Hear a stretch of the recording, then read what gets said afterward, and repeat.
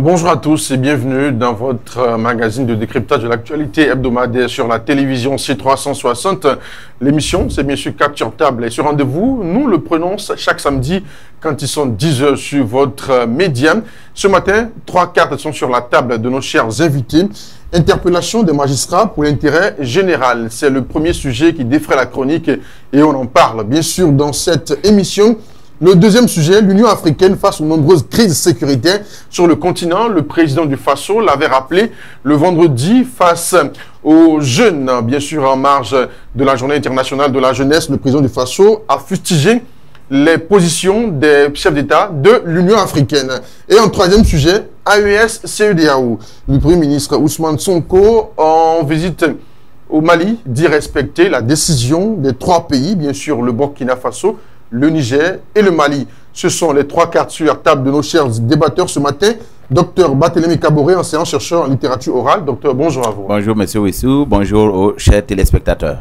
Docteur Ido Kwama, sémio-politologue, qui nous vient chaque samedi, vous le savez, de Koudougou. Docteur, bonjour et bienvenue. Bonjour, monsieur Wissou. Merci de l'invitation. Bonjour à tous ceux qui nous suivent. Maître Paul Kéré, avocat au barreau du Burkina Faso. Maître, bonjour à vous également. Bonjour, monsieur Wissou. Et en 4e invité, on l'aura bien sûr dans quelques instants, Dr Jean-Baptiste Guyatin. Il est enseignant-chercheur, politiste, internationaliste. Eh bien, le décor est planté. Au Burkina Faso, des magistrats ont été interpellés pour aller servir au front, bien sûr.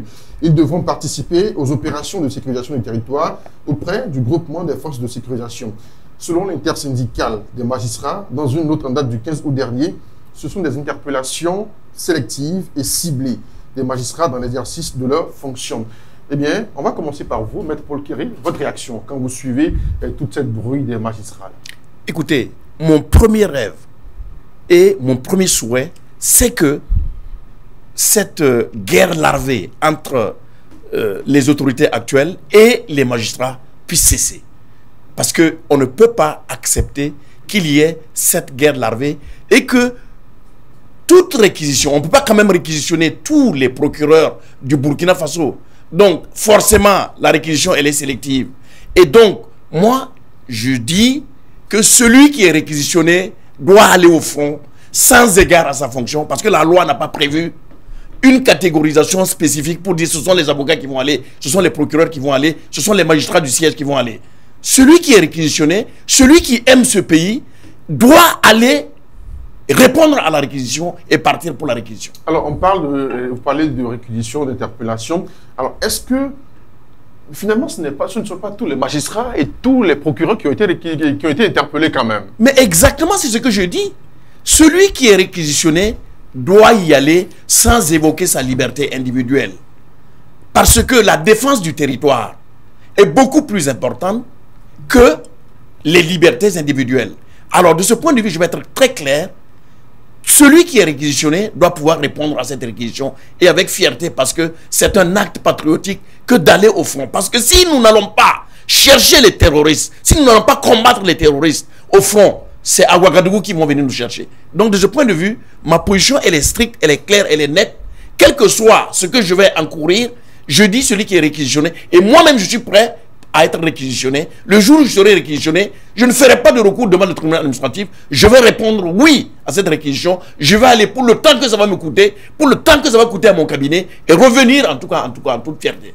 Voilà ce que je voulais dire. Moi, je vais réagir en tant que profane parce que je suis un acteur, je ne suis pas un acteur de la justice, oui. Mais je sais que cette réquisition s'adosse à la loi sur la mobilisation générale qui a été adoptée.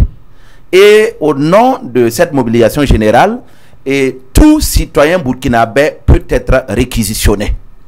De ce point de vue, nous avons des FDS au front, nous avons des enseignants au front, nous avons en tout cas des agents de santé au front, ça veut dire des acteurs politiques au front, des personnes retraitées. Quel que soit l'âge, on a en tout cas les différentes sensibilités sociales qui sont au front. Donc de ce point de vue, tout le monde doit aller au front sans broncher, homme comme femme, parce que ici, c'est la nation qui prime. La nation est en danger et chacun doit pouvoir apporter sa pierre, chacun doit apporter donc sa contribution pour défendre le pays. Sauvons le pays et le reste suivra. Alors, la justice, elle n'est pas au-dessus de la nation. Je pense que c'est la nation qui prime.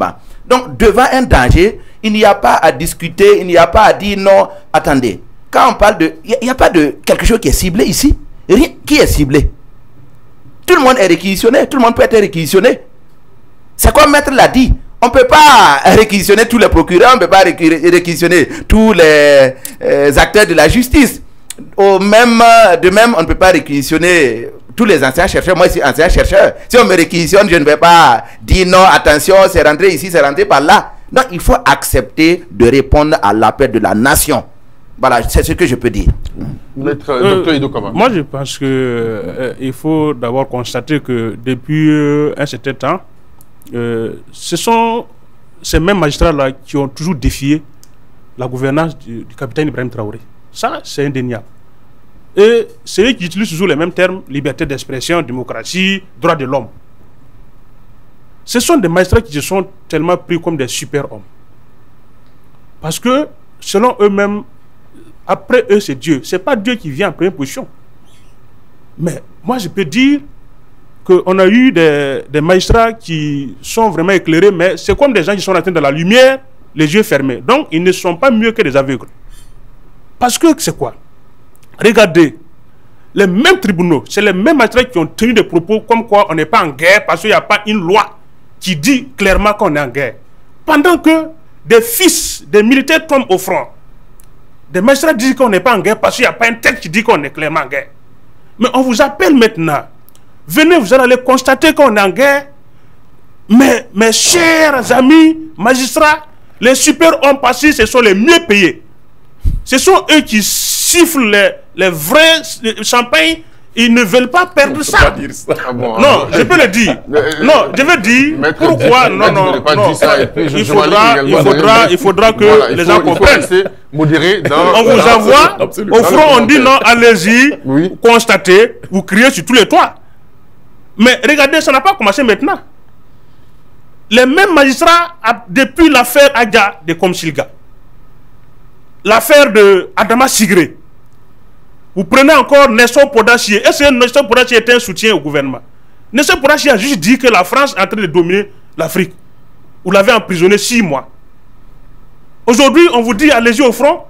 Même comme Yeli Monique, c'est des gens que ces maîtres ont passé le temps à traîner dans la boue.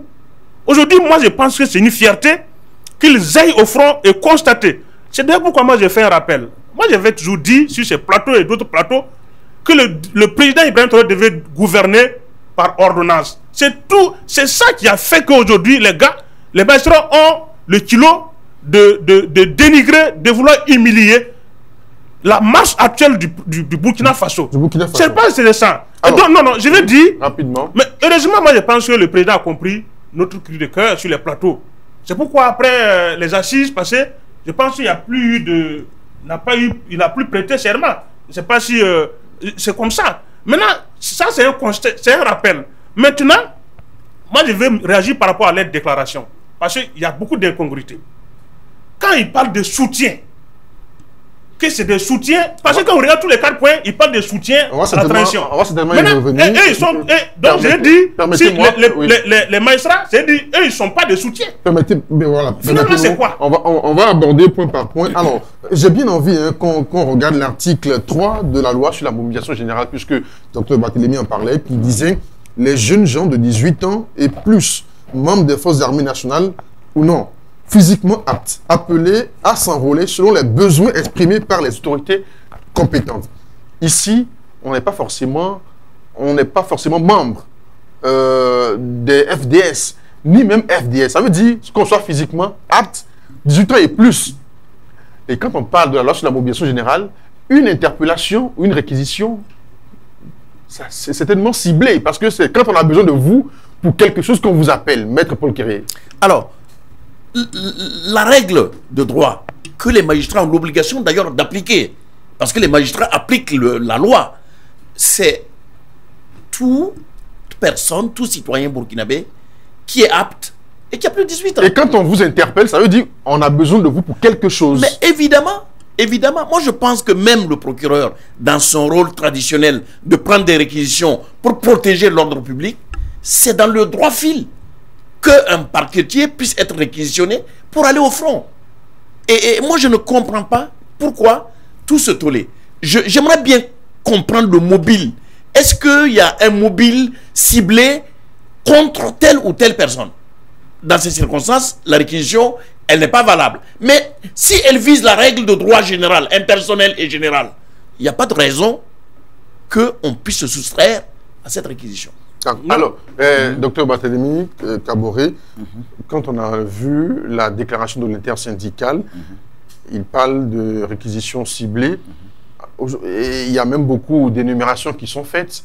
Comment est-ce que vous appréciez cela? Moi, je vais... parce que voilà, les tribunaux ont rendu des décisions à l'encontre de certains soutiens au gouvernement. C'est pour ça qu'ils ont été ciblés. Comment est-ce que vous... Non, moi, je vais tout simplement dire que quand le pays est en guerre, tout le monde est susceptible d'aller au front. Alors, il n'y a pas lieu de dire que c'est telle catégorie de citoyens qui a été ciblée pour aller au front. Nous avons un pays qui est en guerre. Et quel que soit ton bord, quelle que soit ton obédience, alors on peut te réquisitionner. La réquisition, ça peut concerner le front, ça peut concerner d'autres domaines. Voilà, le tout, c'est que vous puissiez véritablement répondre à l'appel qui a été lancé. Et cet appel-là, c'est de sauver donc le pays. Parlant donc des motifs qui ont été avancés par les magistrats, moi je ne suis pas dans le secret des dieux, mais je pense que ce sont les motifs des magistrats eux-mêmes, c'est ce qu'eux-mêmes ils pensent, mais ce n'est pas ce que le commandant de Côté-Yen a avancé comme raison. Parce que ce n'est pas la première fois que des citoyens ont été réquisitionnés. Eux-mêmes, ils le savent très bien. D'autres acteurs ont été déjà réquisitionnés. Donc, lorsqu'ils disent que ce sont des quoi, parce qu'ils ont rendu des décisions contre voilà, des soutiens au gouvernement. Voilà, donc c'est comme mon cher collègue Ido l'a dit. Donc, eux, ils ne sont pas des soutiens. Ça veut dire que les magistrats n'accompagnent pas la transition. Ça pose problème. Soyons honnêtes dans cette vie. Voilà. Parce que c'est comme si eux, ils se mettaient en marge de la lutte, de la dynamique qui a été engagée.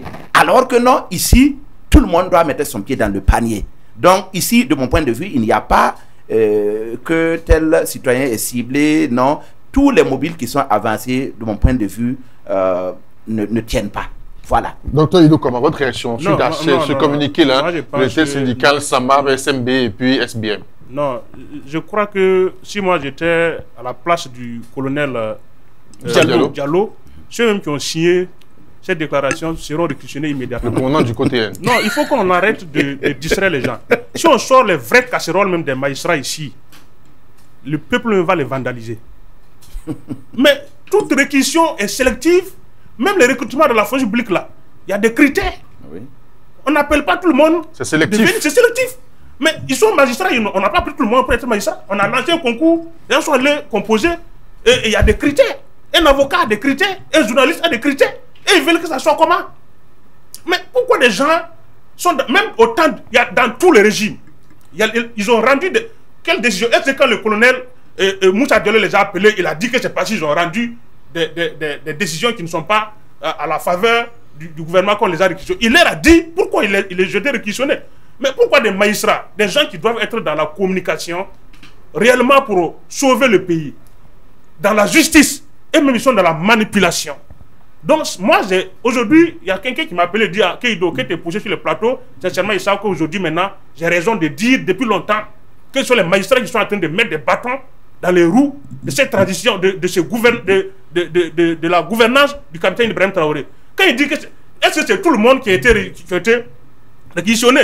Moi, je pense qu'il faut laisser ces genres de propos-là. Parce que ça, je vois des magistrats qui sont allés verser davantage leurs figures par terre. On devait même les respecter. Mais avec cette déclaration, on sent qu'en réalité, ils sont dans une position de contrecarrer la lutte héroïque actuellement que le pays a enclenchée. Il parle toujours du procès Adama Sigré. Pourtant, le procès Adama Sigré a été jugé. Il y a toujours des dossiers qui sont contre lui. Appelez-le et puis le juger. Adama Sigré ne fouille pas. Si on l'appelle, il va répondre. Pourquoi vous mettez ça devant? Ils sont allés impliquer la religion musulmane parce que un certain imam qui a été... qui a allé mobiliser toute la mosquée. Regardez des gens qui créent des crises intercommunautaires, des crises religieuses. Mais c'est pas normal. Ils accusent des VDP d'avoir vendu des animaux. Et que... Non, moi je pense que c'est pas honnête. C'est pas honnête. Moi je connais des VDP qui sont emprisonnés à Léo. Mais personne n'a dit mot. Il y a des VDP qui sont emprisonnés à Koudougou. Mais à Ouagadougou et partout, il y a des tribunaux. Il y a des gens, il y a des militaires qui sont incarcérés là-bas. Absolument. Djendjiri est là ici. Est-ce que les VDP qui a contrecarré? Non, moi je pense qu'il faut réquisitionner tous ceux qui sont en train de faire ces gens de... En fait, tant que le président dit toujours, j'ai dit, il faut que le président prenne des positions. Il faut être ferme. Il faut être ferme. On n'est pas dans la distraction actuellement. Moi, je veux tout simplement dire que le droit a toujours été un refuge pour, j'allais dire, les fuyards ou bien les lâches. Vous savez que... C'est trop fort. Non, je vais dire quoi? C'est fort, mais je m'explique. En réalité, vous et moi, nous ne sommes pas des acteurs de la justice. Nous n'avons pas participé peut-être à la rédaction de la déclaration. Et nous ne comprenons pas le langage juridique. Et même les acteurs de la justice, chacun en ce qui le concerne, interprète selon sa compréhension ou selon son dessein. Voilà, ou selon ce qu'il veut. Donc, et quand il y a une situation qui est là, les gens vont se réfugier derrière des termes pour se défendre. Alors que, ici, nous voyons les choses telles qu'elles se présentent. Une réquisition a été donnée, émise, et dans la réquisition, on n'a pas avancé, par exemple, les motifs, comme dans toutes les autres réquisitions d'ailleurs. Voilà, elle a une portée générale. Donc ici, il n'y a pas lieu de convoquer d'autres arguments pour dire qu'en réalité, on est ciblé, c'est parce que on a rendu une justice à l'encontre de tel citoyen qui est proche du pouvoir, que, en tout cas, on nous a réquisitionné. Ça, c'est une fausse route. Alors, il n'y a pas de super citoyen dans ce pays. Ce super citoyen n'existe pas. Non, tout le monde est traité sur le même pied. Donc, de ce point de vue, alors, ce n'est pas une réquisition sélective. Voilà. D'accord. Non, alors, je voulais dire un mot rapidement, quelques secondes rapidement. Non, parce que quand il dit on va donner aussi la parole à Maître on a constaté également que depuis un certain temps, ces magistrats ne s'attaquent pas à quelqu'un d'autre que ce qu'ils appellent les soutiens de l'État. Si vous voulez, prenez toute la liste, vous voyez. Ils ont cité des gens et ils disent, dans tous les 4 points qu'ils ont cités dans la déclaration, là, le mot soutien au pouvoir est toujours ressorti. Pourtant, ils disent qu'ils sont troisième pouvoir. Troisième pouvoir, là, pouvoir de qui? Donc, ça veut dire qu'en réalité, les magistrats sont les derniers dans ce... Non, il faut arrêter de dire... Non, quand il dit pouvoir, vous dites que vous êtes des soutiens. Et d'ailleurs, regardez ce qu'ils ont fait. Quand on touche à un magistrat, c'est là qu'ils sortent des textes. Et ils ont même dit que Moussa Diallo doit payer 1 million de francs à tous ceux qui sont réquisitionnés par jour s'il n'a pas rejeté le projet de réquisition. L'extrait d'ordonnance du référé du 13 août dernier. Combien de gens ont été incarcérés injustement, mais ils n'ont pas été dédommagés? Mais ça, c'est une malhonnêteté, c'est une mascarade, il faut le dire. Maître Paul Kéré, quand on regarde visiblement, il y a Dr Barthélemy Kaboré qui le disait, Dr Idou Koma également, il y a eu plusieurs personnes qui ont été incarcérées, la société civile, politique, il y a plusieurs personnes qui ont été interpellées, qui sont parties et qui sont revenus. Maintenant, quand il s'agit des magistrats, voilà, il y a tout... on assiste à une grogne pas possible. Et ça dit que les magistrats sont au-dessus de la République et au-dessus de la lutte qui se mène actuellement. Alors, bien avant, je voudrais quand même relativiser quand même les déclarations de mon ami Ido, parce qu'il est allé trop fort. Parce que à côté des gens ou des syndicats de magistrats qui peuvent contester les réquisitions, c'est leur droit, il y a de nombreux magistrats qui sont des magistrats honnêtes. Non, qui exercent avec abnégation leur fonction. Voilà, donc ces gens-là méritent respect et honorabilité. Pour le reste, on ne peut pas dire qu'il y a un super citoyen comme le docteur Kaboré le dit. Nous savons que vous les côtoyez tout le temps. Donc je les côtoie tous les jours. Et il y a des gens formidables. Il y a des gens formidables. Il y a des magistrats formidables. Mais quand vous regardez tout ça, est-ce que vous avez l'impression qu'il y a certains magistrats, puisque vous l'avez dit, il y a d'autres qui sont formidables, certains magistrats qui se croient supra au-dessus de la République? Non, je ne pense pas qu'il y a certains magistrats qui se croient au-dessus de la loi. Mais c'est, je dirais, dans l'exercice de la fonction, il y a certains magistrats qui posent des actes, qui ont un comportement qui peut en fait je vais dire, qui peut choquer. Parce que le magistrat, par principe, il doit être quelqu'un de neutre, il doit être quelqu'un d'extrêmement rigoureux. Mais souvent, vous avez affaire à des magistrats qui... Une seconde à ce que vous dites. Des magistrats... souvent, on peut aussi avoir affaire à des magistrats. Mais ça, c'est pas grave parce que ça relève en fait de l'humanisme et de l'humain. Donc, chaque être humain, dans l'exercice de sa fonction, peut amener sa touche de personnalité propre. Mais ce que je veux dire, quand il s'agit de l'État, ce que je veux dire ici avec conviction, il n'y a pas de super citoyens. Tous ceux qui sont réquisitionnés doivent y aller.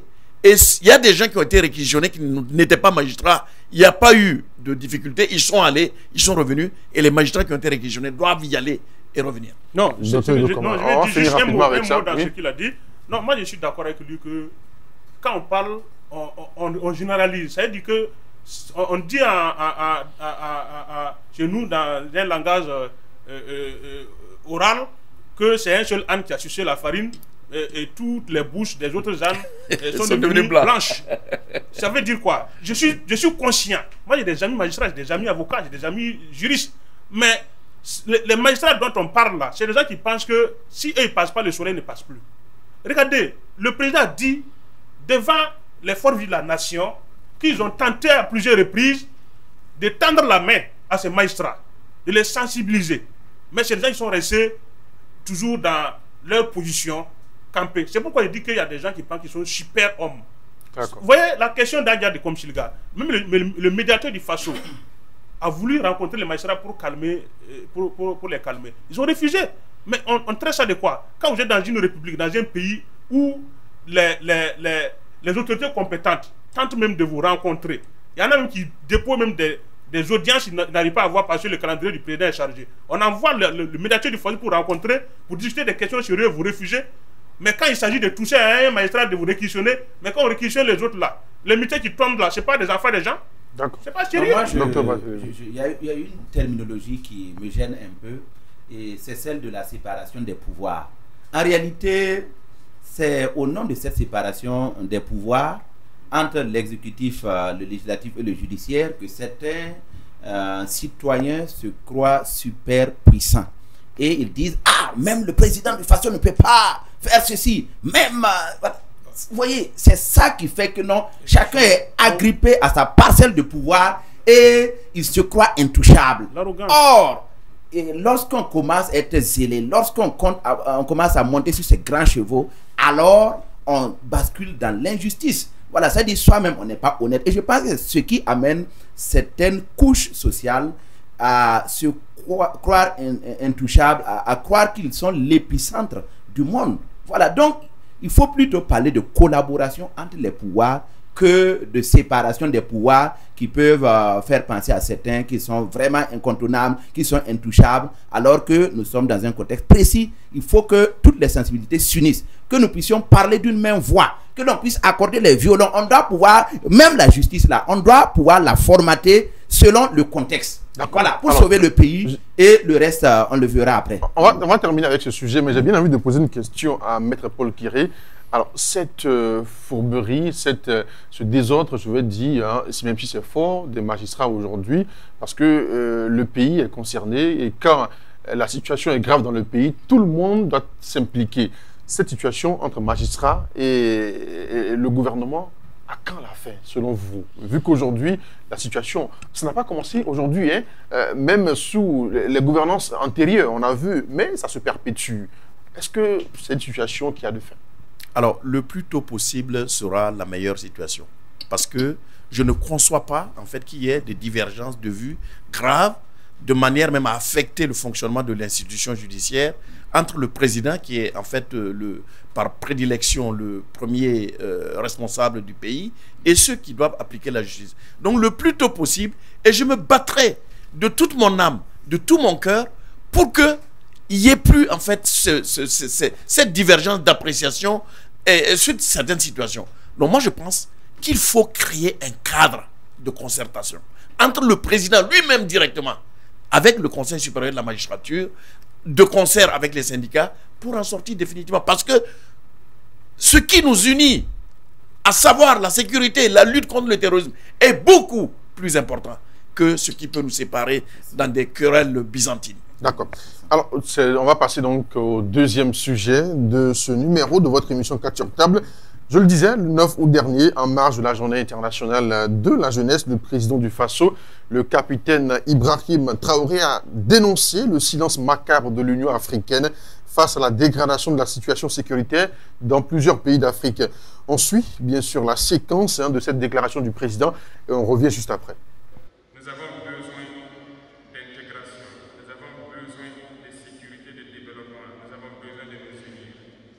Certes, vous entendrez parler de l'Union africaine. Oui, elle existe. Mais quel est l'effet de l'Union africaine en réalité?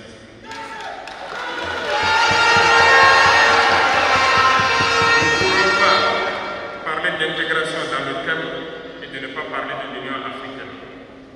Parce que c'est cette organisation qui devrait nous unir, créer une intégration réelle.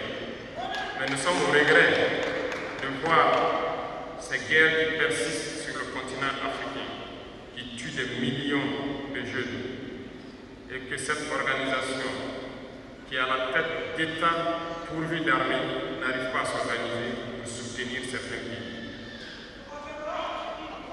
L'union n'est pas juste un mot.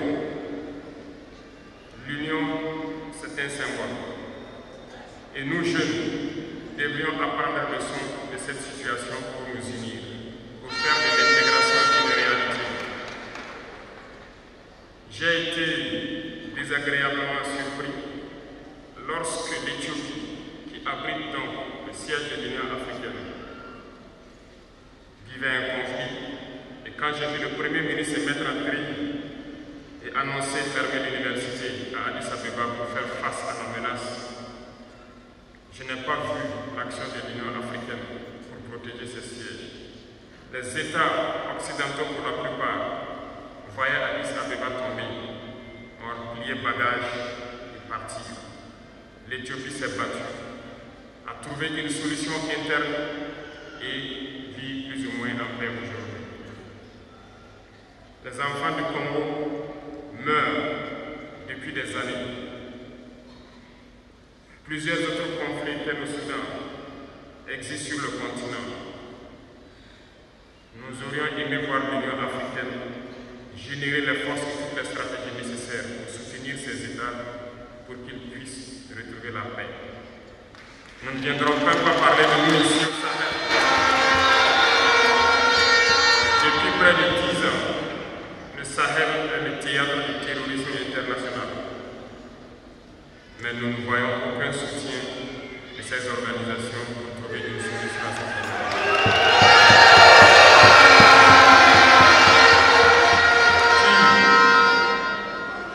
Pire, il y a quelques jours de cela, un pays étranger à l'Afrique a annoncé ouvertement avoir soutenu et participé à une attaque lâche, terroriste et barbare contre des forces de notre confédération à Tinzawata. L'Union africaine n'a coupé aucun mot. Cette ingérence, l'Union africaine n'a coupé aucun mot pour condamner cette ingérence d'un État extérieur à l'Afrique dans les affaires internes de nos États. Et ce coup de gueule, je souhaiterais qu'ils l'entendent et qu'ils sortent donc de leur silence et poser des actes pour que la jeunesse puisse croire en l'Union africaine.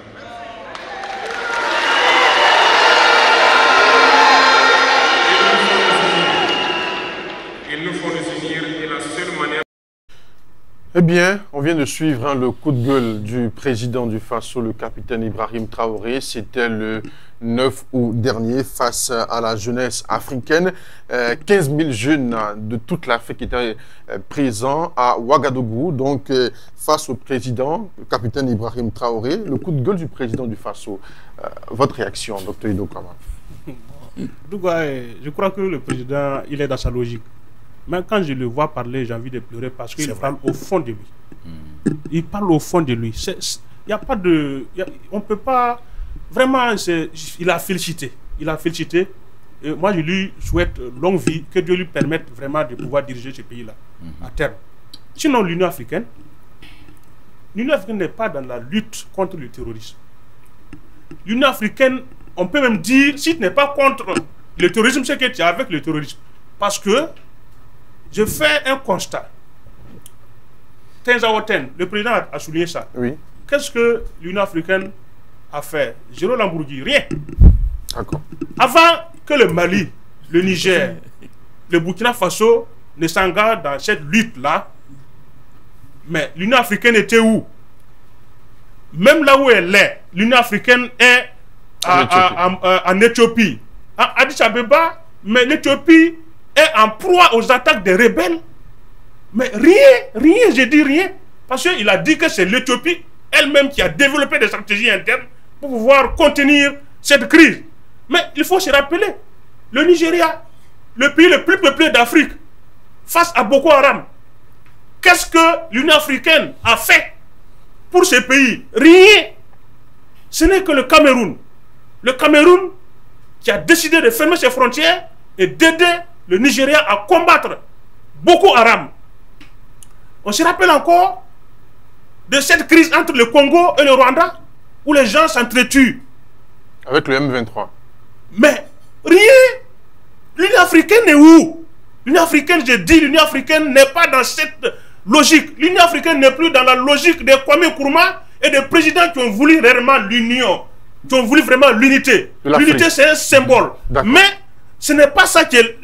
L'Union africaine, c'est un tuyau où les gens vont manger de l'argent.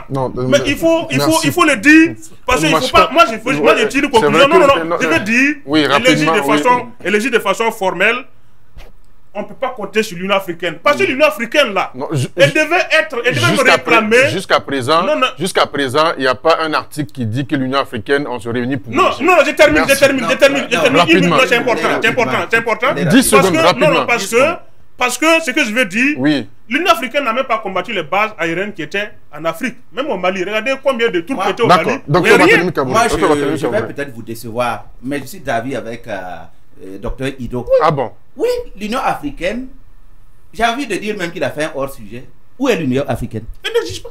L'Union africaine n'existe pas. Mais, non. Les chefs d'État de l'Union africaine se réunissent chaque année. En réalité, c'est une coquille vide. Moi, j'ai peur de ces grosses organisations avec des titres ronflants. Il y a même un président de la commission, Moussa Faki Mahamat. Pardon? Moussa Faki Mahamat, qui est le président de la commission de l'Union africaine. Ça, c'est quoi? Il y a un président ça, même. C'est du folklore, ça, c'est pour... Non, écoutez, les chefs d'État de l'Union africaine se réunissent pour manger des brochettes. C'est tout. C'est tout. Il faut le dire. Il faut appeler un chat un chat. Attendez, qu'est-ce qui a prévalu à la mort de l'organisation de l'Union africaine? Ce sont les mêmes dérives là. Parce que les chefs d'État se réunissent et ils sont incapables de diagnostiquer les problèmes des pays africains. Ça fait combien de temps que les pays acteurs de l'AES vivent dans une crise sécuritaire? Qu'est-ce que l'Union africaine a fait? Rien. D'accord. Mais attendez, même les organes de l'Union africaine, quand vous prenez les organes, aucun organe ne fonctionne, à part la conférence des chefs d'État. Si vous prenez le Conseil de paix et de sécurité, alors, je vais relater quelques articles. Si vous prenez le protocole relatif à la création du Conseil de paix et de sécurité de l'Union africaine, vous prenez l'article 3. Alors, on a dit les objectifs du Conseil de paix et de sécurité sont A. Promouvoir la paix, la sécurité et la stabilité en Afrique, en vue d'assurer la protection et la préservation de la vie et des biens. Aujourd'hui, que ce soit au Mali, au Burkina, au Niger, il y a des milliers de citoyens qui sont tués. Mais qu'est-ce que l'Union africaine dit? Elle ne dit rien. Alors, d'anticiper, de prévenir les conflits. Qu'est-ce que l'Union africaine fait? Zéro. Absolument rien. L'Union africaine ne fait rien. Donc, qu'est-ce que vous voulez? On dit lorsque les conflits éclatent, le Conseil de paix et de sécurité aura la responsabilité de rétablir et de consolider la paix en vue de faciliter le règlement de ces conflits. Prenez la dernière conférence de l'Union africaine. Le thème de la conférence, c'était quoi? Ça n'avait aucun lien avec les questions sécuritaires. On parlait plutôt de quoi? D'éducation et de je ne sais quoi d'autre. Alors, ensuite, on dit l'Union africaine, le Conseil de paix et de sécurité de l'Union africaine est chargé d'élaborer une politique de défense commune de l'Union. Rien. Aucune politique de défense commune des États africains. Maître Paul Ferré, votre réaction suite à ce coup de gueule du président du Faso? Je dirais plutôt le coup de cœur du président. Puisqu'il a lui-même dit que c'est un coup de gueule. Oui, mais moi je dirais que c'est un coup de cœur. Et c'est triste pour notre Afrique, dont on veut qu'elle soit peut-être le répondant de l'Union, je dirais, des États unis d'Afrique. On est mal barré, on est mal parti. Je vais dire quelque chose. Regardez, lorsque le général Tchani a pris le pouvoir au Niger, le premier réflexe de ces gens-là, c'est de créer une force, non pas pour aller lutter contre les terroristes, mais pour aller déloger le général Tchani au Niger. Est-ce que ça c'est juste? Je vous jure, hein, sur la foi de mon serment, que moi j'étais prêt pour aller mourir au Niger. Ah bon.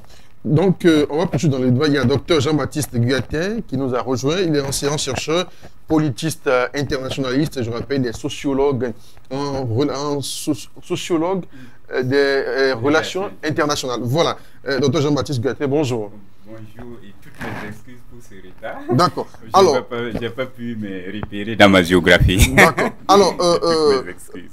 Quand je vous pose la question, dites-nous quels étaient les principes fondateurs de l'Union africaine. Ok. Poussez un peu le micro vers vous, s'il vous plaît. D'accord. Thank you. Ok. Encore une fois, toutes mes excuses. Avant de répondre à votre question, je voudrais vous dire merci. Merci pour cette invitation. Merci pour ce beau cadre et vraiment bon vent à vous. Merci. Il faut se rappeler que l'Union africaine que nous avons aujourd'hui est en fait émane de son ancêtre, c'est l'OUA. Voilà. Et l'OUA de 1963. De 1963. Oui. Et exactement le 25 mai 1963. Et l'OUA avait essentiellement 7 principes fondamentaux. Mais au fond, quand vous regardez ces principes fondamentaux, à la petite analyse, vous vous rendez compte qu'en fait, c'était une réplique de la charte de l'ONU. Parce que le cœur le noyau de ces principes fondamentaux reprenait les grands principes de la charte de l'ONU, à savoir l'égalité souveraine des États, le principe de non-agression, mais et bien d'autres. Et par exemple, mais les deux spécificités cependant dans la charte de l'Organisation de l'Unité africaine, l'OUA, d'abord ce principe qui dit que non, l'OUA s'engage fermement à défendre l'idéal de l'émancipation des peuples noirs. Et deuxièmement, l'OUA qui dit qui pose le principe de l'intangibilité des frontières héritées de la colonisation. Donc voilà les deux principes qui en fait qui viennent compte spécifique par rapport à la charte de l'ONU. Sinon le reste, c'est carrément une copie de la charte de l'ONU. Maintenant, de l'OUA à l'UA, bon, on pourrait s'attendre à une évolution, mais en réalité, c'est plutôt une adaptation. C'est-à-dire, quand vous comparez la charte de l'OUA à celle de l'UA, vous avez la forme conviction qu'en fait, les rédacteurs, les concepteurs de cette charte-là se sont adaptés au temps. Et le temps, c'est quoi? C'est de cette charte, de cette nouvelle charte, c'est les années 2000. Et les années 2000, c'est quoi? C'est en fait une Afrique qui sort juste du processus de démocratisation. Donc, vous allez alors avoir, en plus des 7 principes, des 7 premiers principes, les nouveaux principes comme la promotion des droits humains, la promotion de la démocratie, la promotion de la bonne gouvernance. Et surtout, ce qui a été très intéressant, c'est la condamnation et le rejet des changements anticonstitutionnels. Et les actes subversifs comme le terrorisme. Donc, juste comme pour s'adapter dans le temps. Donc, l'OUA, bon, peut-être que je vais être, on me qualifierait d'être très critique face à l'OUA. ou la CEDEAO, mais elle a fait preuve de mimétisme en fait. Mimétisme, beaucoup de mimétisme. Alors, quand on prend l'acte constitutif de l'Union africaine de juillet 2000, c'était au Togo, si je me trompe. Bien sûr, vous avez bien raison. L'article 3 qui dit, les deux premiers surtout, qui dit la réalisation d'une plus grande unité et solidarité entre les pays africains et entre les peuples d'Afrique. Ça, c'est le premier, le premier objectif. Le deuxième qui dit défendre la souveraineté, l'intégrité territoriale et l'indépendance de ses États membres. Et quand on va plus loin, l'objectif F qui dit encore promouvoir la paix, la sécurité et la stabilité sur le continent. J'ai bien envie de vous poser la question, Dr Barthélémy Kaboré. Qu'est-ce qui amène aujourd'hui l'Union africaine à ne pas être en phase avec ses propres objectifs? Moi, je commencerai par dire Kato. Mais où est l'Union africaine ici? Dommage. Où est l'Union africaine ici? Moi, je ne la vois pas. Par contre, si on me demande où est l'AUS, moi, je vois l'AUS. Je vois le président Ibrahim Traoré. Je vois le président Tiani. Je vois le président Goïta. L'AUS, c'est vous, c'est moi. Et puis Tanzaweten, où ils sont allés les taper. Alors, voilà que trois pays sont confrontés à des réalités existentielles. Et l'Union africaine ne pie pas mot comme le président l'a dit. Mais comment voulez-vous qu'on continue de suivre moutonnement une telle organisation? Elle n'est pas en phase avec les idéaux qui ont prévalu à sa création. Alors, souvenez-vous qu'en 1980, le président Thomas Sankara avait déjà critiqué l'organisation de l'Union africaine. Fustigé. Il a battu en brèche cette organisation qui est impérialiste de mon point de vue. Et il disait, l'OUA telle qu'elle existait ne peut pas continuer. L'Afrique est face à elle-même avec des problèmes que l'OUA réussit toujours à contourner en remettant leur résolution à demain. Voilà, aujourd'hui c'est le cas. Écoutez, vous savez à quel pourcentage le budget programme de l'Union africaine est financé par les apports extérieurs? 91%. Les apports extérieurs au budget programme de l'Union africaine se chiffrent à 91%. Mais où se trouve votre autonomie? Où se trouve votre autonomie car c'est l'Union européenne qui doit vous financer? Donc, c'est ce qui fait que nous sommes là. Nous voyons une institution qui existe, mais pour la forme, elle existe de nom, elle ne peut pas atteindre ses objectifs. Alors, par contre, quand on parle de l'AIS, souvenez-vous, à Tinzaouatane, le président Ibrahim Traoré a envoyé des forces pour aider le Mali à chasser ces bandits de grand chemin. Ah oui. Et des Ukrainiens qui viennent en Afrique pour combattre le Mali. On a une solidarité agissante au sein de l'espace AES. Même au Niger, le Burkina a envoyé des vivres, il a facilité l'acheminement des vivres. Il a même envoyé des forces. Il a même envoyé des forces. Quand cette CEDEAO de désintégration a voulu semer la zizanie au Niger et en luttant contre elle-même pour chasser, comment j'ai dit, le président Tiani. Mais le président Ibrahim Traoré a fait partie des troupes au Niger pour soutenir ce pays frère. Pendant que la CEDEAO s'inscrivait dans la voie de la destruction. Docteur Gatin, quand on regarde un peu les crises en Afrique, le président l'a dit, en Éthiopie, avec la guerre au Tigré, en Somalie, Al-Shabaab, la guerre au Soudan, il y a en RDC, la liste est longue. La liste est longue, sans oublier aussi les pays du Sahel. Alors que l'Union africaine avait pour objectif de défendre l'intégrité, la souveraineté de ces pays. Aujourd'hui, est-ce que vous pensez que... qu'est-ce qui fait que l'Union africaine n'est pas en phase avec ses propres objectifs? Elle n'est pas en phase avec ses propres objectifs et elle, avec ses organisations sœurs, comme par exemple la CEDEAO, parce que le vert est dans l'ADN. Le vert de l'inaction. Soyez plus explicite. J'en viens. D'accord. Ouais. En fait, vous voyez l'OUA et la CEDEAO sont ce qu'on appelle les organisations internationales. Et les organisations internationales, c'est une catégorie des acteurs internationaux, des acteurs sur le système international, avec leurs fonctionnalités, leur rôle précis.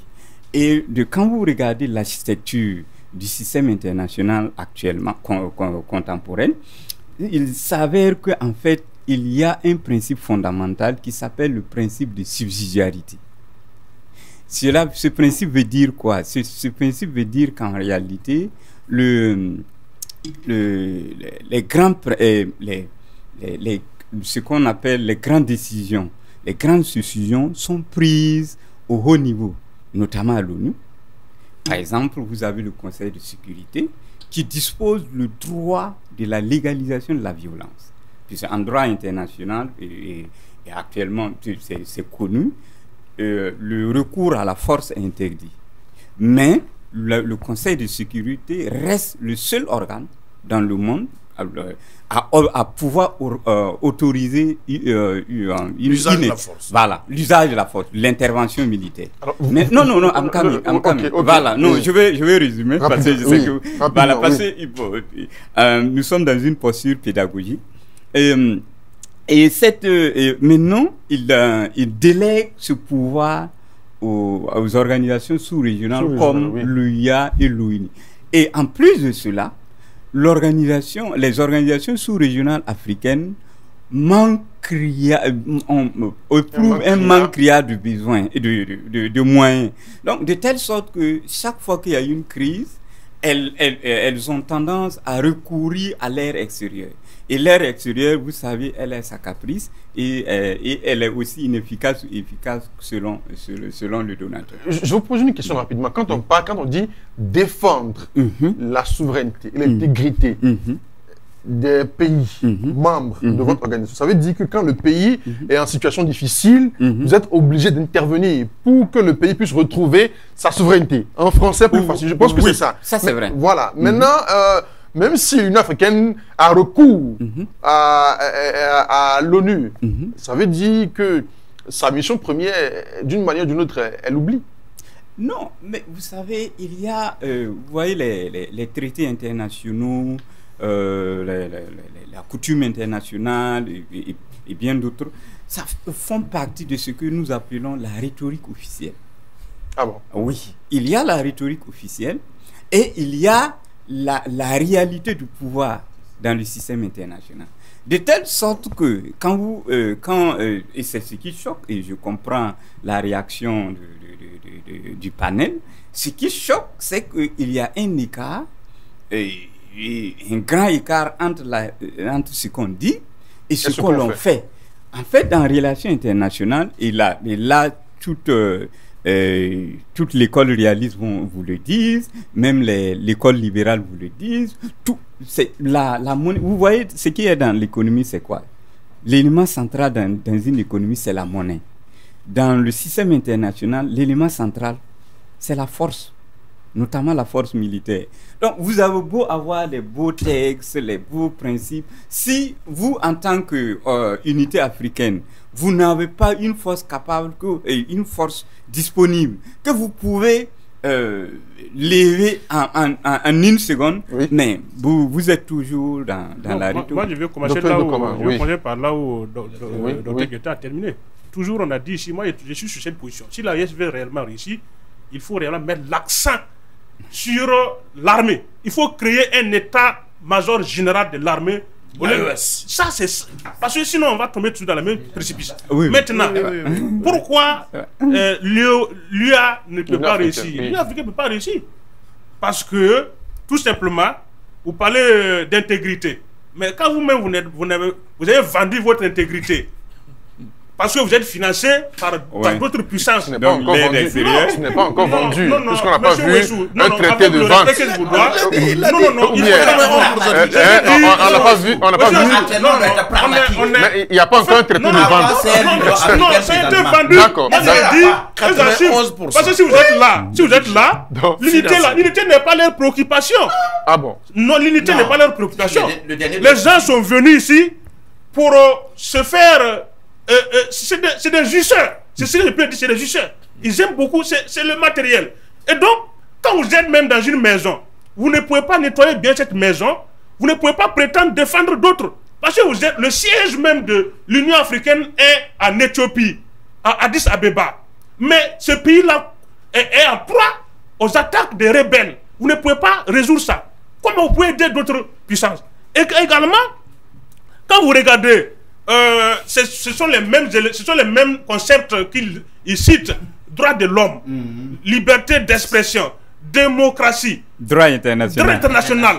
C'est des textes qui ont été importés tout simplement. Sinon, regardez ce qui s'est passé entre la CEDEAO et l'AES. Quand la CEDEAO a décidé de sanctionner sur le plan alimentaire, sur le plan médical et tout autre là, le Niger, le Mali, le Burkina Faso, l'Union africaine était où? Elle n'a même pas brogé. Moi, on n'enseigne plus l'Union africaine. Il ne faut pas enseigner l'Union africaine même à nos enfants aujourd'hui, parce que c'est un échec. Quand on répète ça, ça va toujours rentrer dans les têtes des gens. Pourtant, elle est morte. Elle est morte, il faut la remplacer tout simplement. D'accord. Et donc, je pense que l'Union africaine, c'est aussi le nom de famille de la CEDEAO. C'est le même cancer de la malédiction. Docteur, Maître Paul Kéré, votre réaction? Alors, moi, je veux que le docteur souvent a des propos un tout petit peu lourds. Je voulais dire la proposition que j'aurais souhaité que soit l'Union africaine, soit la CEDEAO mettent en place lorsqu'il y a le terrorisme comme ça qui est en train de nous envahir. Il faut, oui, voilà. Donc, je comprends que le docteur Ido dise que c'est l'AES maintenant qu'il faut. Mais la réalité, c'est qu'à Tenzawaten, c'est l'AES. Ce sont les armées des 3 pays-là qui ont aidé le Mali à s'en sortir. Sinon, comment une organisation de mercenaires internationaux peuvent se retrouver sur le territoire malien en creusant un tunnel de sans que l'Union africaine ne pipe mot, sans que le CEDEAO ne pipe mot. Et vous voulez que l'AES reste dans ces organisations internationales? Ça me semble vraiment injuste de la part. Moi, j'aurais aimé qu'il y ait, dès le début du terrorisme, une armée commune suscitée par l'Union africaine ou suscitée par la CEDEAO pour lutter efficacement contre ces terroristes. Mais on se rend compte, comme le docteur Ido l'a dit, si vous n'êtes pas avec nous, c'est que vous êtes contre nous. Alors, oui, je voudrais juste continuer dans le même sens que Maître Kéré, en disant que véritablement, ce qui est souhaitable, c'est d'avoir une armée commune. Ça, c'est l'idéal. Mais la réalité de la scène internationale nous donne à voir quelque chose d'autre. Et pourquoi? Parce que il y a même pire, parce qu'en fait, quand vous analysez les opérations de maintien de la paix ou du moins les différentes stratégies de résolution des crises qui se passent en Afrique, vous voyez qu'en fait, les organisations internationales comme la CEDEAO et l'UA sont plutôt utilisées comme des chevals de Troie. Un cheval de Troie. Oui. Voilà. Et là, il y a ça, ce n'est pas une vue de l'esprit. C'est des boucs émissaires alors? Non, j'en viens. Ce n'est pas une vue de l'esprit. Ça, c'est une idée scientifiquement prouvée d'un article publié, disponible sur Internet, d'une revue très respectée que j'ai consulté dans la préparation de cet article. Donc par un politologue camerounais qui dit qu'en fait, lui, il a étudié la crise malienne depuis 2012 jusqu'en 2022. Et lui, il s'est rendu compte qu'en fait, il y a deux catégories d'acteurs. Il y a l'acteur qui décide, qui est essentiellement le Conseil de sécurité de l'ONU, les puissances occidentales. Oui. Donc, d'où une internationalisation de la crise. Et qu'en fait, les organisations sous-régionales, comme par exemple l'UA et la CEDEAO, existent, mais en fait, ne sont utilisées que dans un processus de légitimation de l'acte ou des actions prises plus haut. Donc, du coup, vous vous posez la question, dans de telles conditions, dans une telle architecture internationale, bon, qu'est-ce qu'il faut attendre de l'UA et de la CEDEAO? Rien, absolument. Rien. Bon, c'est ça? Bon, je ne dirais pas de rien. Non, en tant que Rien. scientifique, non. Rien. Scientifique, ou la science, c'est une science exacte. On voit la réalité. Non, On voit la réalité Dr Diaté fait l'économie de la vérité, c'est ça? I'm sorry. Vous faites l'économie de la vérité, c'est ça? Non, je ne fais pas l'économie de la vérité, je fais l'économie de la polémique. Ah bon? Parce que, Non, ici, je rappelle l'émission, c'est 4 sur table. Ah, ok, sur table. Voilà. On ne voit pas, on n'a pas vu. Lui-même, il a dit, Voilà. quand il a évoqué, il a convoqué l'article et la revue, la conclusion, Ah oui. elle est négative. Ah oui, elle est négative. Vous avez On n'a fait pas une- vu vous avez aucun fait une soldat déduction, venir donc, ici voilà. au nom de l'Union Non, africaine ou au nom de la CEDEAO pour nous aider à Maître Kéré, Oui. vous ne le verrez pas. Ah bah Docteur Barthélemy, le docteur alors, il y a docteur Guyatin qui Vous ne le parlait verrez tout pas à l'heure. parce que la loi et Quand la on- logique d'action est ce que Quand je on viens prend- de dire. quand on prend Donc toujours- vous ne les verrez pas. Quand on Donc, prend toujours dommage. l'article 4 de l'acte constitutif de l'Union africaine qui interdit de recourir ou de menacer de recourir à l'usage de la force entre les États membres de l'Union. Quand on regarde l'article, ça veut dire que vous ne devez même pas penser. Mais on a vu ce qui s'est passé au Niger, où les chefs d'État, on a vu le Sénégal, on a vu qu'on appelle la Côte d'Ivoire, même le Bénin, qui ont menacé d'attaquer le Niger. Est-ce que ça veut dire aussi que voilà, ils ont quand même enfreint au règlement de l'Union africaine, sans que l'Union africaine ne dise mot? On en a parlé. Voilà, on dit qu'un tel est rougeau et vous dites que ses cheveux là sont rouges. Ah. Donc, ça n'a pas de... C'est une tautologie. Oui. On vous dit que l'Union africaine n'existe pas. Ce sont des instruments impérialistes, savamment mis en place par justement ces puissances extérieures. Voilà, c'est ça la réalité. Donc, et si l'Union africaine était vraiment maître d'elle-même, elle allait agir. Elle allait agir devant les problèmes auxquels nous faisons face. Aujourd'hui. Aujourd'hui, malheureusement, on voit qu'elle est dans l'inaction. Alors, on se demande pourquoi elle est incapable d'agir. Pourquoi elle est incapable d'agir? Si réellement c'est elle-même qui a défini ses idéaux, c'est elle-même qui a défini ses objectifs. Vous avez parlé Pourquoi? des réunions annuelles des chefs d'État. Absolument, il n'y a que ça, il n'y a que ces balades, il n'y a que ces sorties de villégiature qui donnent l'impression que l'Union africaine existe.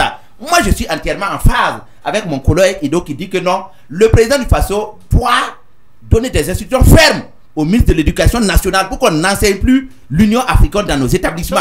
Elle ne sert à rien présentement. Mais écoutez, on a faim. Oui. Et on est traqué, on meurt. Je veux juste quelque chose à ce que docteur, juste une seconde de... Oui. Il y a un problème. Ça ne peut pas marcher à l'Union africaine parce que tout simplement, ce sont les mêmes acteurs qui y sont. Les mêmes acteurs qui sont la CEDEAO. Qui sont Regardez, vous allez voir Cyril Ramaphosa, vous allez voir Félix Tshisekedi, vous allez voir Macky Sall qui était là tout récemment en 2023. Vous voulez quoi de neuf? Il y a quel 109 dans l'Union africaine. C'est les mêmes, on ne sait pas. Maître Paul Kéré, est-ce que vous pensez que l'Union africaine a trahi les idéaux des peuples fondateurs de l'OUA?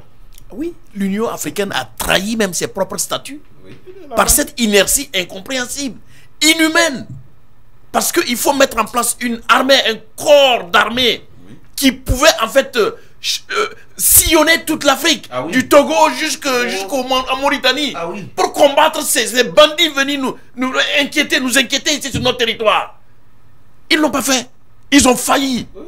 Et c'est une grave faute. Et nous devons prendre nos responsabilités. Le président du Faso a donc raison de fustiger un peu l'inaction de l'Union africaine malgré tout ce qui se passe au sein de l'Afrique. Rien ne se passe de la part de l'Union africaine. Ce qui se passe, c'est la cacophonie. Si on va tenir compte de ce que l'Union africaine fait, rien n'est fait. J'ai déjà dit ça, rien. Et donc, moi, je pense qu'il a même gâché son énergie en revenant rappeler ça. Il faut laisser, je dis ici, il faut laisser ça. On a mieux à faire. Elle ne va jamais venir nous aider. Aujourd'hui, l'Union africaine sait bien que nous avons des femmes qui meurent dans les villas parce qu'elles n'ont pas de voies pour aller accoucher. Il n'y a même pas d'hôpitaux suffisamment. Mais le président a donné combien? Tout de suite, il a fait la clinique mobile là. c'est combien? L'Union africaine n'a pas fait ça. L'Union africaine 15 existe cliniques mobiles. depuis Voilà. quand? Depuis quelle année? Mais elle n'a pas passé à ça. Est-ce que l'Union africaine sait qu'on a des enfants qui sont là, qui n'arrivent pas à aller à l'école parce qu'il n'y a pas une école à côté, ou parce que les parents n'ont pas un minimum pour pouvoir payer les dépenses de l'enfant? Parce qu'il ne suffit pas de payer la scolarité, il y a des enfants qui doivent se déplacer. Et souvent, pour avoir la nourriture, même nourrir ses enfants, c'est un problème. L'Union africaine n'est pas au courant qu'en Afrique, il y a des pays qui meurent de faim, dont les populations meurent de faim. L'Union africaine n'est pas au courant de ça. Tous ceux qui sont là-bas, c'est des gens qui sont bien payés, qui ont des assurances, leurs enfants sont assurés le long de leur vie. Oui. Mais il faudra que réellement on arrête de parler de cette Union africaine. Mais toujours est-il que c'est l'histoire. Mais je voulais dire quelque chose historique. Rapidement. On va terminer avec le sujet. C'est bien, puisqu'il a dit que le président Ibrahim Traoré fait partie de ceux qui ont riposté, qui ont pu envoyer un soutien au Niger. Il n'est pas... C'est historique. Il faut qu'on dise ça. C'est le premier. C'est le président Ibrahim Traoré qui... C'est historique. Vous pouvez vérifier. Qui a dit que si la CEDEAO ose attaquer le Niger, le Burkina Faso, lui, il va mobiliser des troupes pour aller soutenir le Niger. C'est lui qui a dit ça premièrement, avant que Assimi Goïta ne s'aligne derrière lui. Donc ça doit rester gravé. Il faut qu'on enseigne ça. D'accord. Alors, docteur Guyatin, est-ce qu'aujourd'hui on peut espérer que la CEDEAO, l'Union africaine, pardon, revienne ou pas? Ça dit avec ses propres objectifs, ses propres principes. Comme dirait quelqu'un, vous voyez ces gens d'inertie là, quand ça vient d'une organisation internationale, ça veut simplement dire que c'est une variable lourde. On ne peut pas changer ça en une seconde, ou bien en un mois ou en 2 mois. Donc il faudra attendre un choc, ou un choc généralement exogène. Pendant ce temps, donc l'Afrique continue de souffrir. Donc c'est la raison pour laquelle des initiatives d'autres gens sont à encourager, puisque la nature a horreur du vide. D'accord. On va aborder le 3e sujet, puisqu'on est pris par le temps. Le Premier ministre sénégalais Ousmane Sonko, pour sa première sortie internationale, a choisi le Mali. C'est bien sûr après le Rwanda, où il y était pour représenter le chef de l'État sénégalais, Bassirou Diomaye Faye, à l'investiture de Paul Kagame. De Kigali, il a fait escale à Bamako.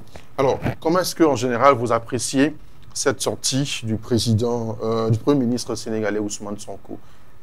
Docteur Guyatin. Okay. Merci beaucoup pour la parole, monsieur Guissou. Véritablement, j'ai fait une lecture de la visite de son Excellence Sonko au Mali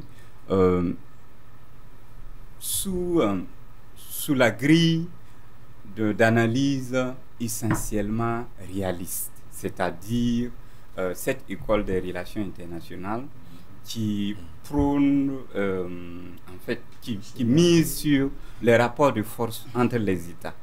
Donc, essentiellement... Je comprends que, docteur Guyatin, la diplomatie fait qu'il fait un peu d'économie de vérité. Non, je ne fais pas l'économie de vérité. Je suis dans le... Nous, on va le corriger là, sur le plan. Ah oui. On va le corriger. Il ne faudra pas qu'on le récupère à lui, à CEDEAO. Il faut rappeler une fois de plus à notre Guyatin que l'émission c'est 4 sur table. Donc, il n'y avait pas de problème. D'accord, continue. C'était juste une parenthèse. Oui. Non, mais je suis là dans le cadre de la science. Oui. Voilà. Et donc, si par exemple, ce que je sais, le peu que je sais personnellement peut contribuer à alimenter les débats et la polémique, moi je suis... Et c'est pourquoi vous êtes là. Voilà. Il y a la science, mais il y a aussi la conscience. Ah oui, la science. Et oui, surtout que sans conscience n'est que ruine de l'âme. D'accord. Non, continue. Voilà. Donc, donc le premier point, c'est que le Sénégal, en tant que pays, en tant qu'État, est en train de jouer à ce qu'on appelle un jeu d'équilibre. Voilà. D'équilibriste. Voilà, entre les deux blocs. Voilà. Vous n'êtes pas sans ignorer. Et donc, ça veut simplement dire quoi? D'une part, le Sénégal rassure le bloc de l'AES qu'aucune activité de déstabilisation ne viendra de lui. Et là, c'est très rassurant parce qu'il y a la proximité géographique, il y a la proximité historique et il y a la proximité socio-culturelle. Donc, c'est très important. Donc, deuxièmement, en même temps, il rassure au bloc de la CEDEAO que ils ne vont pas quitter la CEDEAO.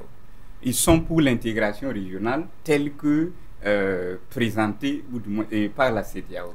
Donc, de deux côtés, le Sénégal rassure et donc se pose dans son rôle de médiateur. C'est un centriste. Bon, on peut le prendre comme ça. D'accord. Maintenant, le deuxième point, c'est que ce rôle d'équilibriste, comme Maître Kéré vient de le dire, du Sénégal, oui, vous donne à voir qu'en fait, s'il y a jeu d'équilibre, c'est qu'il y a deux blocs. Et donc, automatiquement, vous voyez que l'espace sahélo-sahélien est carrément maintenant bipolarisé. C'est-à-dire, d'un côté, vous avez un bloc d'États qui sont pro-CEDEAO, et de l'autre côté, vous avez la confédération de l'AIS, mais ce n'est pas là n'est pas la surprise. Ne s'arrête pas là. Ok, la surprise est que chaque bloc a ses soutiens. Oui. Et ses soutiens extérieurs sont essentiellement extérieurs. Et ces soutiens extérieurs sont eux-mêmes dans une compétition internationale globale. Et du coup, oui, la CDE, le Sahel devient une zone de lutte géopolitique. Docteur Idokoma, votre réaction. On pourra en revenir. Oui, rapidement. On n'a plus pas le temps. Puis je vais juste dire, moi, Docteur Gatin, on est tous scientifiques ici. Oui, no problem. Moi, je suis un sémioticien. La sémiotique, c'est le carrefour de toutes les sciences. Vous allez voir la sociologie chez moi, vous allez voir la culture, vous allez voir la justice et tout. Donc, lui, la littérature orale, on sait qu'aujourd'hui, on est en train de prôner, c'est la base de la c'est un juriste. Donc, bon, ici, tout le monde analyse scientifiquement. Ce que moi, je vais dire, moi, je vais vous retenir parce que la démarche, même le schéma, si moi je mets ça dans mon schéma sémiotique, on peut dire que le Sénégal joue un jeu de pétasse. Non, je veux le dire. Regardez ce qui se passe. Docteur Idokoma, moi je pense que il est souvent excessif. Docteur Idokoma, il faudra qu'on soit un peu. Docteur Idokoma, mais laissez-moi dire, c'est scientifique aussi. Il faut te laisser la réponse. Il a raison. Il faut le laisser. Voilà. C'est un schéma, je suis d'accord. Mais la caricature est très forte. Je suis d'accord, on vous comprend. Mais ça n'engage que vous. Ça n'engage que vous, bien sûr. C'est une analyse sémiotique, comme vous avez tant dit, mais ça n'engage que vous. Je vous laisse continuer. Donc, quand vous regardez, depuis même le début, moi j'ai fait une analyse, c'est comme si l'AES m'attendait que le Sénégal donne le top départ ou bien que le Sénégal se joigne directement à cette lutte-là. Mais l'histoire du Sénégal, le Sénégal n'a jamais été dans une lutte panafricaine. Ce n'est pas un dénigrement, c'est la réalité. Donc, vous voyez, quand Diomaye Faye a voulu faire son investiture, le président Ibrahim Traoré est parti. Le Mali a envoyé une grande délégation. Moi, j'ai dit, aujourd'hui, j'ai même critiqué ça, il faut l'envoyer juste le ministre des Affaires étrangères avec une petite délégation. Voilà, après ça, ce que le Sénégal fait, le Sénégal a voulu humilier l'AES. Le Sénégal a voulu humilier l'AES parce que quand Diomaye Faye a été investi, il allait d'abord en France se balader correctement. Et il vient maintenant narguer. Il n'est pas allé se balader. Non, il vient narguer de façon visible l'AES. Et moi j'étais étonné que ça soit encore après une balade au Rwanda qu'il parachute au Mali pour dire qu'il est venu pour une séance de travail. Ce n'est pas une balade. Non, donc après un voyage, après une année soutenue, moi je pense que normalement, ça me frustre. Je n'attendais pas que le Mali accueille de cette façon. C'est un premier ministre quand même. Non, mais qu'il s'est passé dans la même semaine qu'il s'est passé au Sénégal. Quand l'ambassadeur ukrainien s'assoit au Sénégal, il dit que son pays soutient les terroristes militairement et stratégiquement pour qu'ils attaquent le Mali à travers Tinzaoten. Et ce type-là, au lieu de venir demander pardon, il va au Rwanda. Ce n'est pas quand même le Sénégal qui l'a dit. Il vient, non, ce n'est pas le Sénégal qui l'a dit. Non. Si le Sénégal n'a pas dit, on est en Afrique. Lui, il a dit qu'on ne parle pas les mêmes liens historiques et culturels. Mais regardez, le Sénégal a fait quoi? Le Sénégal a fait appel à l'Union européenne pour que l'Union européenne lui apporte du matériel pour sécuriser sa frontière avec le Mali. Alors qu'il fallait tout simplement faire une force conjointe avec le Mali pour sécuriser si on est vraiment frères. Et donc moi j'étais étonné. Réellement il faudra qu'on quitte dans ça parce que, vous voyez, je vais vous dire une vérité. Rapidement. Une vérité vraie. 5 secondes. Parce que l'Occident va utiliser le Sénégal pour mettre le verre dans le fruit de l'AES. Parce qu'aujourd'hui, Alassane a beaucoup de problèmes en Côte d'Ivoire. On peut même lire dans l'avenir que Alassane ne va pas terminer son mandat, je peux le dire. Attention. Ok, attention. Non, dans l'avenir. Non, c'est une hypothèse. C'est une lecture. Sur ce, je vous arrache la parole. Maître Paul Kéré, votre réaction, rapidement. Alors, ma réaction sur la visite officielle du Premier ministre sénégalais, Ousmane Sonko. Alors, il suffit de faire une brève rétrospective pour voir qu'est-ce qui a permis l'élection de Diomaye Faye au Sénégal. C'est ce discours panafricain qui a permis en fait son ascension. Et il y a eu vraiment un revers de la médaille. Et ils ont remporté l'élection au premier tour, s'il vous plaît. Mais 53%. Et maintenant, nous on attendait que le président Sonko, qui est Premier ministre du Sénégal, puisse donner le top pour aider l'AES. Ou même rejoindre. Et d'ailleurs, je dis qu'il y a un mouvement actuellement au Sénégal qui prône le fait que le Sénégal doit rejoindre en fait l'AES. Il y a un mouvement. Donc, on voit lors de cette visite officielle au Mali que Sonko, il est là, il piétine, il revient sur ce qu'il disait pendant qu'il n'était pas encore Premier ministre, il revient encore sur ce qu'il disait pendant qu'il était en prison. Mais maintenant que tu es au pouvoir, qu'est-ce que tu fais? Est-ce que vous le pensez que c'est vrai que le PASTEF, quand il n'était pas au pouvoir, était dégourdi, avait la fougue bien sûr, était panafricain, mais aujourd'hui, voilà. Est-ce que vous pensez qu'il y a eu un volte-face où la lutte s'est affaiblie? Non, c'est un constat qu'ils sont confrontés à la réalité du pouvoir. Voilà. Et ils sont à la solde des Français. Il n'y a pas d'autres explications. Nous ne sommes pas bêtes. Maintenant, nous avons compris. Ça fait 100 ans quand même qu'on est sous le joug colonial. On le sait. D'accord. Alors, docteur Barthélémy, on ira directement. Hein. Quand on voit le président Bassirou Diomaye Faye qui était à Bamako, qui était à Bamako et à Ouagadougou en mai dernier, il était, selon lui, venu entendre les différentes parties pour comprendre ce qui a créé la scission entre la CEDEAO et les pays de l'AES. En juillet dernier, la CEDEAO l'a mandaté de faire revenir les pays de l'AES au sein de la CEDEAO. Mais quand on suit le Premier ministre Ousmane Sonko, pour lui, le président l'a mandaté de venir dire au Mali que chaque pays est souverain. Comment est-ce que vous interprétez cette communication ou ce langage dichotomique du Sénégal? Non, moi je pense que je commence à m'inquiéter sincèrement de cette jeunesse-là. Parce que quand je prends Sonko a 50 ans, si je ne me trompe pas, et Diomaye Faye a 44 ans. Donc, ils sont à la fleur de l'âge. Et je pense que le Sénégal, comme mes prédécesseurs l'ont dit, est dans une sorte d'équilibrisme qui ne va pas l'arranger, qui lui est nuisible. C'est comme Maître Kéré l'a dit. Qu'est-ce qui a facilité l'accession de Diomaye Faye au pouvoir? C'est le discours panafricaniste. Absolument.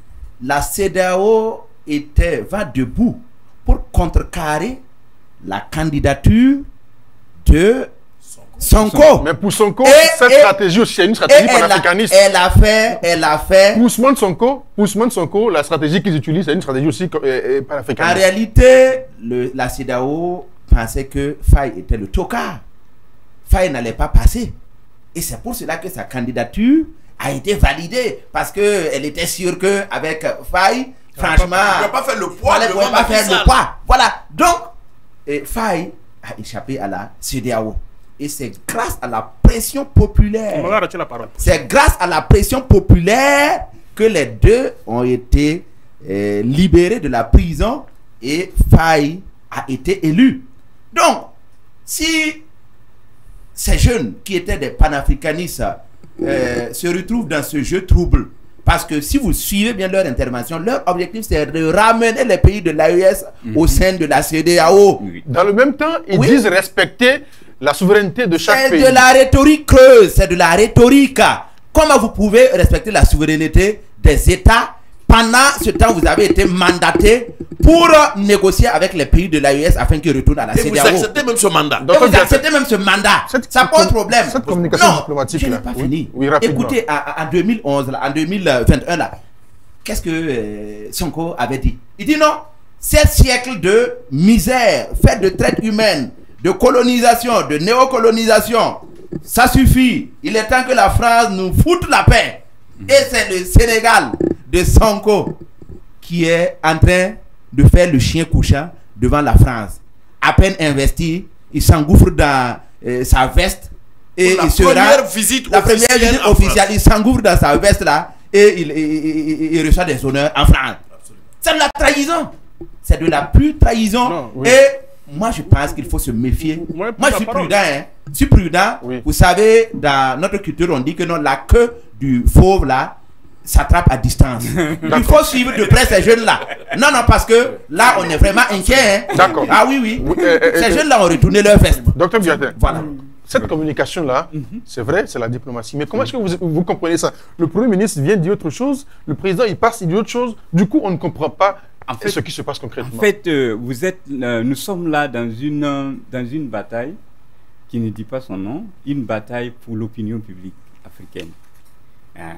Parce que, en réalité, dans cette guerre ou guerre entre les deux blocs, l'élément apparemment décisif dans le futur sera l'opinion. L'opinion, et notamment l'opinion africaine. Et là-dessus, chaque parti tente d'avoir, de jouer le maximum. Donc, c'est ce qui explique le fait qu'en plus de la variable réalité du pouvoir, son Excellence Sonko ne pouvait pas donner mieux. D'accord. Alors, je vais poser deux questions en même temps, docteur Ido. Cette communication diplomatique, comment vous la comprenez? Et puis, comme docteur Barthélémy l'a dit, est-ce qu'aujourd'hui, les pays de l'AES doivent se méfier de cette relation ou ce panafricanisme du Sénégal? Il ne faut même pas attendre quelque chose du Sénégal. Moi, j'ai toujours dit, il ne faut pas attendre quelque chose du Sénégal parce que c'est un jeu de manipulation. C'est une stratégie. On sera étonné, désagréable, si nos présidents continuent d'accueillir ces gens-là de cette façon. Moi, je le dis parce que l'histoire va nous dire la vérité. Sincèrement, moi, je ne suis pas content qu'après avoir... Quand ils sont arrivés, Sonko a quelle leçon à donner à Goïta? Goïta a été président pendant qu'il était en prison. Bon, même s'il n'était pas en prison, mais longtemps. Ibrahim Traoré était président, il était en prison. Tiani a pris le pouvoir, il était en prison. Comment un jeune qui vient de prendre à moins de 3 mois, il passe le temps à vouloir vous donner des leçons? Moi, je pense que c'est pas logique. Il faut faire. Quand ils sont arrivés, qu'est-ce qu'ils ont fait pour le Sénégal même? Ils ont blanchi Macky Sall. Tous les jeunes qui sont tombés pour défendre leur cause quand ils étaient en prison, n'ont même pas jugé. Plus de 160 de jeunes qui sont morts comme ça gratuitement. Et ces gens-là... Est-ce que ce n'est pas au nom de l'unité aussi? Non, ce n'est pas une unité. L'unité, c'est la justice aussi. Et la justice, ce n'est pas forcément la justice gréco-romaine, mais c'est une justice traditionnelle. Mais au moins, il faut avoir une pensée à la mémoire de ceux qui sont tombés. Quand vous regardez, c'est pas moi je propose, réellement, il faut que l'AES laisse ces gens-là et puis créer l'état-major général de l'armée et aller à l'ONU exiger un droit de veto. C'est possible. Tout ça, c'est une question de volonté. Si on arrive à faire ça, on va pouvoir répondre aux questions sécuritaires de façon efficace. On sera respecté aux yeux du monde entier. Au lieu de laisser Sonko a trahi. On termine avec vous. Moi, je veux dire que, sincèrement, il faut réellement qu'on change. Il ne faut pas passer le temps à regarder le Sénégal. Le Sénégal ne va jamais nous aider. Le Sénégal ne va jamais nous appuyer. Le Sénégal est en train de jouer un jeu, double jeu, pour bénéficier des intérêts venant de l'Occident et aussi être protégé de façon que les jeunes continuent de les applaudir, mais en réalité, c'est des traîtres. Vous pensez que les pays de l'AES doivent se méfier? Je pense que les pays de l'AES doivent se méfier pour la simple raison que l'AES est l'embryon des États-Unis d'Afrique. De façon réelle. Je vois toujours, j'ai cette visibilité-là et j'ai ce don-là d'ubiquité pour dire que l'AES est l'embryon des États-Unis d'Afrique. Notre exemple, tant au niveau de la sécurité qu'au niveau même des actions de développement, vont inspirer les peuples des autres pays à prendre leurs responsabilités et rejoindre l'AES pour que enfin on puisse créer les États-Unis d'Afrique qui vont pouvoir en fait je dirais enfin nous donner satisfaction. Eh bien, c'est donc la fin de ce numéro 4 sur table. Nous sommes samedi, bien sûr, 17 août. Merci aussi à vous qui êtes restés à la maison. Docteur Barthélémy Kabouré, enseignant chercheur en littérature orale. Merci d'être venu. Merci, monsieur Ouissou. Merci à tous nos téléspectateurs qui prennent le plaisir de nous suivre. Docteur Ido Kwama, sémieux politologue. Docteur, merci à vous. Merci à vous, merci à l'équipe technique qui nous fait du bon boulot. Merci. Et à tous ceux qui nous suivent. Maître Paul Kéré, avocat au barreau du Burkina Faso. Maître, merci à vous d'être venu. Oui, mais monsieur Ouissou, je Oui. dirais que de temps en temps, quand même, il faut modérer et vous le faites très bien. Docteur Ido. Les tempérances du docteur Oui. Ido, il dit souvent des choses qui sont. Il dit, mais nous le tolérons quand même. Oui, c'est aussi la fougue de la jeunesse. La fougue de la jeunesse. Voilà. Moi, je fais la symétrique tension. Voilà. C'est la tension, comme on l'utilise de façon positive. Comment il faut choquer pour résoudre. C'est la sémiotique. La symétrique. La sémiotique. D'accord. C'est bien Il compris. est dans Donc, sa science. les téléspectateurs ont bien compris. Ça aussi, ce sont des stratégies sémiotiques. sémiotique. Donc, On c'est choque. bien compris. Docteur Jean-Baptiste Guatin, il est enseignant-chercheur, politiste, internationaliste. Merci à vous d'être venu. Merci de me Merci recevoir. aussi à toute l'équipe technique qui nous a accompagnés durant le long de cette émission.